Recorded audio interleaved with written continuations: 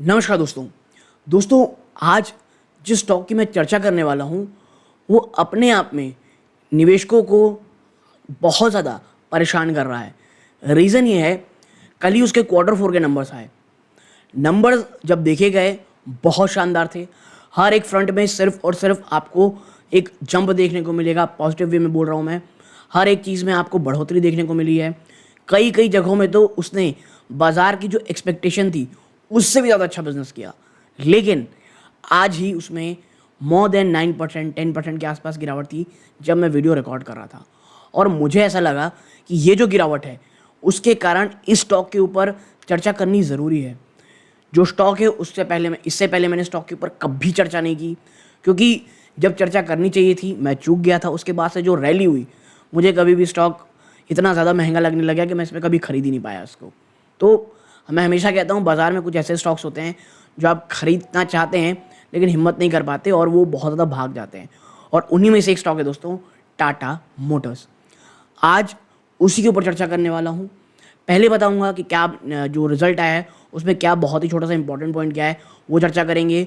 उसके बाद जो रिपोर्ट्स आई ना दोस्तों, चाहे वो मोतीलाल ओसवाल की हो, जेएम फाइनेंशियल की हो, मॉर्गन स्टैनली की हो, उन्होंने जो रिपोर्ट पेश की है वो बहुत ज़्यादा एक पिक्चर दिखाती है कि आखिर इस गिरावट के पीछे का रीज़न क्या है।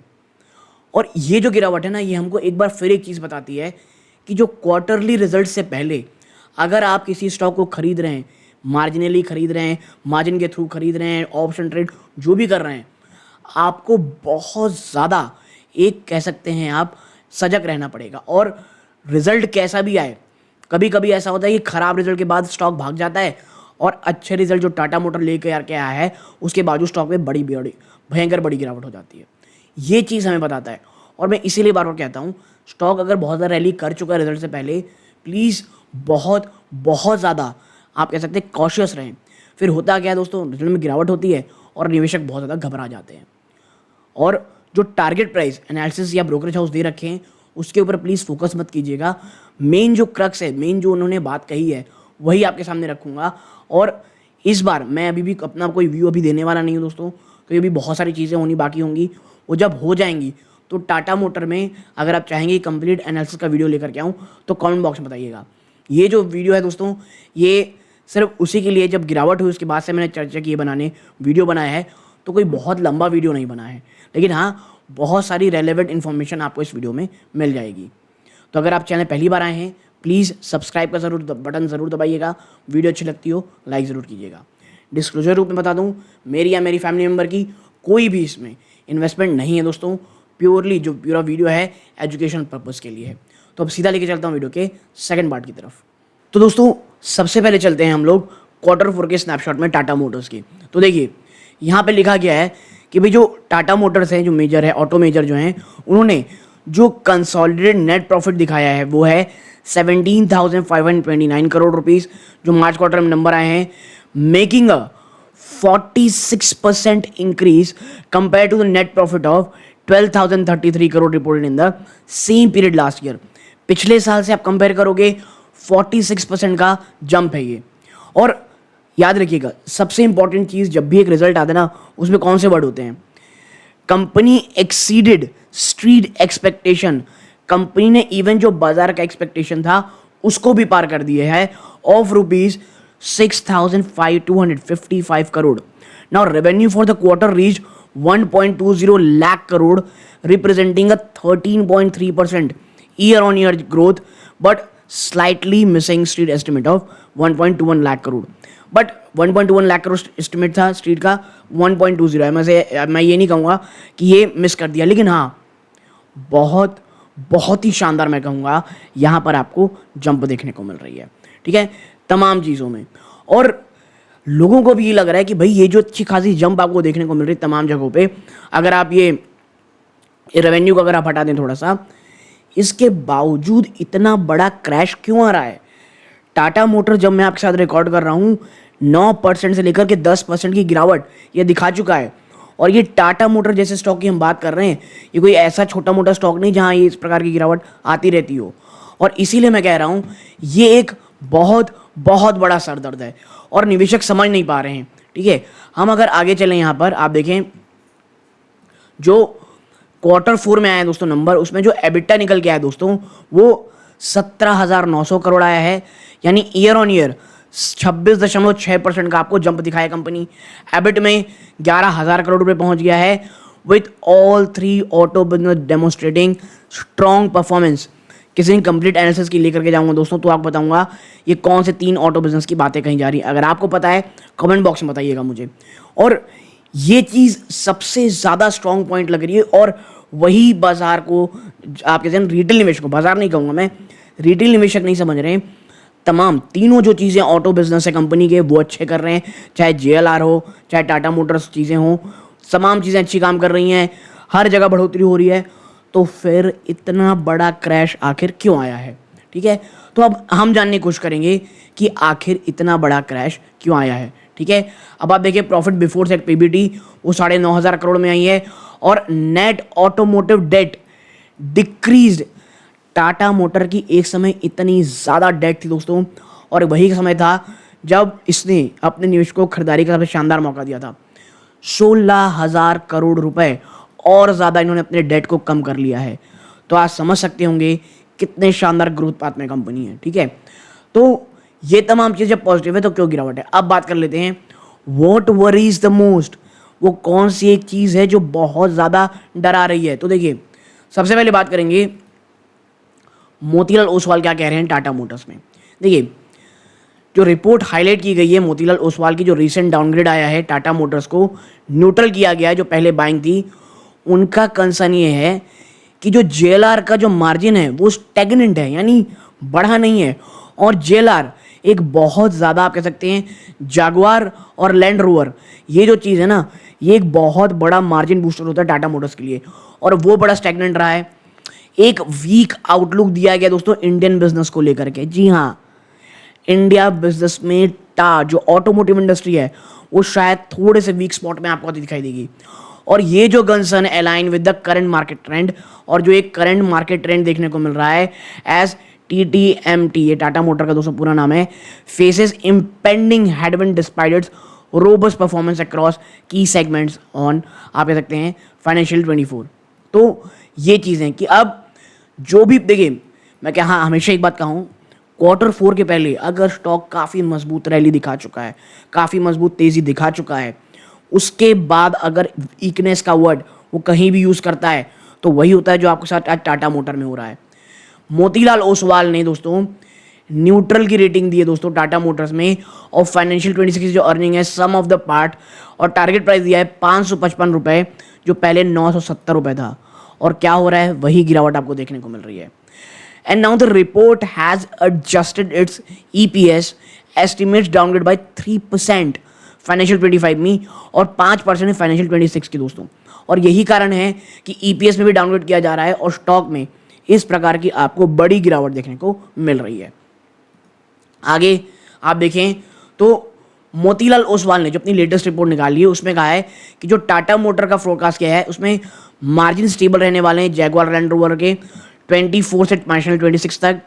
ये जो एक्सपेक्टेशन है दोस्तों, ये किस बेस पे कही गई है? By several factors. क्या जो लगातार राइजिंग कॉस्ट प्रेशर है दोस्तों, यानी देखिए, एक तो कंपटीशन बढ़ रहा है, ऐसा तो है नहीं कंपटीशन बिल्कुल नहीं है, कंपटीशन बढ़ रहा है, और आप देख सकते होंगे कंपटीशन जो बढ़ रहा है उसके बाद जो कॉस्ट प्रेशर लगातार देखने को मिल रहा है वो एक कंसर्न है। ठीक है, आप देखें, due to increase investment demand generation, a normalizing product mix and the margin dilution expected from electric vehicle. और इलेक्ट्रिक व्हीकल को आपको अगर आगे बढ़ाना है, अगर आपको उसको अपने फोर फ्रंट में रखना है बिजनेस के, मार्जिन डाइल्यूशन करना पड़ेगा। यानी कि एक तो आप EV के थ्रू अपना मार्जिन डाइल्यूशन कर रहे हो, इसके साथ साथ जो आपका JLR बिजनेस है, जो आपका मार्जिन बूस्टर है, वहां पर आपको कमी देखने को मिल रही है, वहां पे स्टेबल है मार्जिन। तो यही कारण है कि एक थोड़ा डाउनग्रेड मोतीलाल ओसवाल ने किया है। आगे दोस्तों, additionally report notes a moderation in demand for both commercial vehicle और पैसेंजर व्हीकल। जी हाँ, और मैं आपको बता दूं, अगर ये रिपोर्ट सही होती है और कमर्शियल और पैसेंजर व्हीकल में कमी आती है, ऑटोमोटिव इंडस्ट्री जिस प्रकार की गिरावट देखी कि अपने स्टॉक में, वो अपने आप फिनोमिनल होगी, क्योंकि पिछले 2-3 सालों में एक शानदार रैली बैक कंपनी ने दिखाई है। ठीक है, Tata Motors India business, Motilal Oswal has factored इन जो फ्लैट मार्जिन है इंडिया बिजनेस के आने वाले कुछ समय में। तो ये तमाम प्रकार की आपको यहाँ पे चीज़ें देखने को मिल रही हैं। आगे है JM financial on Tata motor. JM financial Tata motor में क्या क्या माफ़ी देगा क्या कह रहा है, देखिए इन्होंने तो भाई साहब बाई की रेटिंग दी टाटा मोटर में with the March 2025 sum of the parts valuation ₹1200, उन्होंने 1200 की यहाँ पे वैल्यूएशन दी है। हाँ, और ये तमाम पॉजिटिव बात करी है, बट जो रिपोर्ट है दोस्तों वो स्लो डाउन की बात कर रही है की ग्लोबल मार्केट को एज पॉइंट ऑफ मॉनिटरिंग। मैं हमेशा कहता हूँ, फिर से एक बार बोलूँगा, जब भी मैं आपके सामने रिपोर्ट लाता हूँ या कोई बात करता हूँ कि भाई ये ब्रोकरेज हाउस ये बोल रहा है, ये एनालिस्ट ये कह रहे हैं, टारगेट प्राइस की बजाय वो ऐसा क्यों कह रहे हैं उसमें ध्यान दीजिए। आप फ्यूचर ज़्यादा अच्छे से समझ पाएंगे, उस कंपनी ज़्यादा अच्छे से समझ पाएंगे, क्योंकि टारगेट तो ये कभी भी ऊपर नीचे कर लेते हैं और कभी भी वॉलेटिलिटी आपको देखने को मिल जाती है। आप देखिए यहाँ पे अकॉर्डिंग टू रिपोर्ट जो जेएम फाइनेंशियल ने दी है, जो फोर्थ क्वार्टर रहा है दोस्तों जैगुआर लैंड रोवर का, उसका जो एबिटा उन्होंने शो किया है वो 16.3% किया है, मार्किंग 170 बेसिस पॉइंट की दोस्तों ईयर ऑन इम्प्रूवमेंट। क्यों? ऑपरेटिंग लेवरेज बहुत हाई रहा, प्लस रॉ मटेरियल कॉस्ट है वो बहुत लोअर चल रहा है। और एक जो रॉ मटेरियल कॉस्ट जो एक नीचे है ना दोस्तों, इसने बड़ा साथ दिया है ऑटो कंपनीज का पिछले काफ़ी समय से, है ना। आगे हम देखेंगे यहाँ पे जो मीनवाइल जो इंडिया बिजनेस है जिसमें कमर्शियल व्हीकल और पैसेंजर दोनों इंक्लूडेड है, इन्होंने जो एबिटा अचीव किया है वो 10.5% का किया है, और ये जेएमएम फाइनेंशियल्स के एक्सपेक्टेशन से 50 बेस पॉइंट का ज़्यादा था। जो सप्लाई नॉर्मलाइजेशन हुआ है दोस्तों जेएलआर का, उसने जो एक ऑर्डर बैकलॉग बहुत समय से पड़ा हुआ था उसमें कमी आई है अप्रॉक्सीमेटली 1,33,000 यूनिट की, इसने भी एक फ़ायदा दिया। और देखिए ये तमाम जो फायदे देखने को आपको मिल रहे हैं ना, ये ऑलरेडी प्राइस इन हो चुके थे स्टॉक प्राइस में, है ना। आप आगे देखें जो यूएस मार्केट दोस्तों वो अभी भी काफ़ी मजबूत है। जो डिमांड एनवायरनमेंट है दोस्तों यूरोपियन यूनियन में वो कम हुई है दोस्तों, स्लो डाउन हुई है, और मैनेजमेंट ये प्लान कर रही है कि भाई अपनी मार्केटिंग जो खर्चे हैं, यानी जो मार्केटिंग खर्चे हैं वो हम बढ़ाने वाले हैं जेएलआर के ऑर्डर बुक को बढ़ाने के लिए। और फाइनेंशियल 25 में जो एबिट मार्जिन होगा दोस्तों वो लगभग फ्लैट रहने की बात कही जा रही है। और मैं इसीलिए कह रहा हूँ जो जेएलआर का बिजनेस है वो फ्लैट क्यों रहेगा, कंपनी बहुत strong free cash flow generate करने वाली है दोस्तों, जो क्या सपोर्ट करेगी जेएलआर के बिजनेस में इलेक्ट्रिफिकेशन एफर्ट में जो इन्वेस्टमेंट चाहिए वो इस फ्री कैश फ्लो लगातार आ रही है उसका इस्तेमाल की जाएगी। Achieving a net cash position by financial 25, और फाइनेंशियल 25 में नेट कैश पोजीशन में कंपनी आ जाएगी।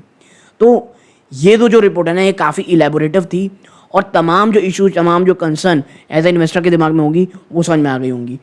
अब जो छोटी छोटी बातें हैं हम करेंगे, उसके पहले देखिए जो डोमेस्टिक पैसेंजर व्हीकल का सेगमेंट है वहाँ पे जो ग्रोथ है इस एक्सपेक्टेड बी ड्रिवन बाय जो लगातार नए लॉन्चेस कंपनी करते रहेगी, उसके कारण पैसेंजर व्हीकल में आपको एक डिमांड देखने को मिलेगी। और जो कैपेसिटी रैंप अप है दोस्तों, ठीक है, एडिशनली जो डोमेस्टिक कमर्शियल व्हीकल है उसकी demand is forecasted to pick up from the second quarter.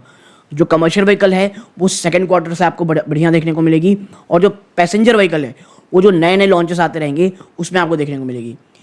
Improving margins in both commercial vehicle और PV segment are viewed positively, और जो नेट कैश पोजीशन है दोस्तों इंडिया का ऑटो बिजनेस में वो एक कंफर्ट प्रोवाइड करता है। तो ये चीज़ें हैं। अब ओवरऑल अब आपको समझ में आ गया होगा कि आने वाला जो समय है वो काफ़ी हद तक चैलेंजिंग होने वाला हो सकता है। आगे देखें मॉर्गन स्टैनली क्या कहता है टाटा मोटर में। मॉर्गन स्टैनली ने डाउनलोड किया दोस्तों, इक्वल वेट दिया है, जो पहले ओवरवेट था कॉल, और जो टारगेट प्राइस है उसे 1013 कर दिया गया है जो पहले 1100 था। जो ब्रोकरेज उनका कहना है banner year limits incremental upside, the brokerage noted that the sharp electric vehicle EV picked up late turn around in financial 25 would be a key upside risk to track. Okay, अब next चीज़ है क्या Jefferies के ऊपर क्या कहा है Jefferies ने।